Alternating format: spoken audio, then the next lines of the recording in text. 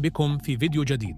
اليوم سنتحدث عن أبرز المسلسلات التي يشارك فيها الفنان المميز محمد قحطان خلال موسم رمضان 2025. 1.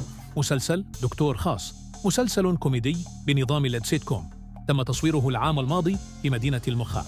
يشارك في هذا العمل نخبة من نجوم الدراما اليمنية، من بينهم محمد قحطان، محمد الحبيشي يعود بعد غياب طويل منذ مسلسل حاوي لاوي، أفنان الوصابي، نميم ياسين، بالإضافة إلى مجموعة من الفنانين المميزين منهم عادل الغشم، هيثم المقبلي، أيمن محمود، ماهر الجابري.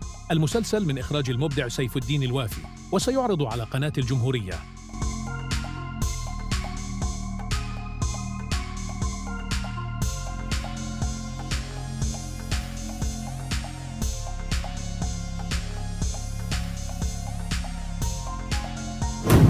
مسلسل الأكشن المنتظر من المخرج محمد فاروق والمخرج ياسر الظاهري. هذا العمل يجمع بين الدراما، الكوميديا والأكشن، وهو من إخراج المبدعين محمد فاروق مخرج مسلسل لقمة حلال، وياسر الظاهري مخرج مسلسل ممر آمن. يشارك في المسلسل نخبة من نجوم الدراما منهم محمد قحطان، عبد الله يحيى إبراهيم، وهناك أخبار عن مشاركة الفنان كمال طماح، توفيق الماخذي، أصيل حزام، وغيرهم الكثير من النجوم والشباب المبدعين الذين شاركوا في مسلسل لقمة حلال العام الماضي.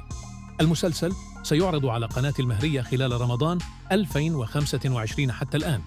لم يتم الإعلان عن اسم المسلسل رسمياً، وسنوافيكم بتفاصيل أكثر فور الكشف عنها في الفيديوهات القادمة، فانتظرونا. الثالث مسلسل الجمالية. هذا المسلسل من إخراج المبدع سيف الدين الوافي أيضاً، ويضم كوكبة من نجوم الدراما اليمنية منهم محمد الأموي، منى الأصبحي، نجيبة عبد الله، أماني الذماري، أشواق علي، ويشارك الفنان محمد قحطان كضيف شرف في عدد من الحلقات.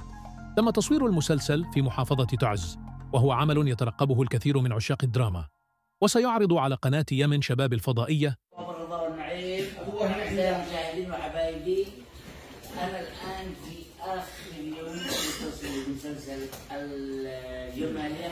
تابعونا دائما لمعرفة المزيد عن مسلسلات رمضان 2025، ولا تنسوا دعمنا بالإعجاب بالفيديو، الاشتراك في القناة، تفعيل زر الجرس ليصلكم كل جديد.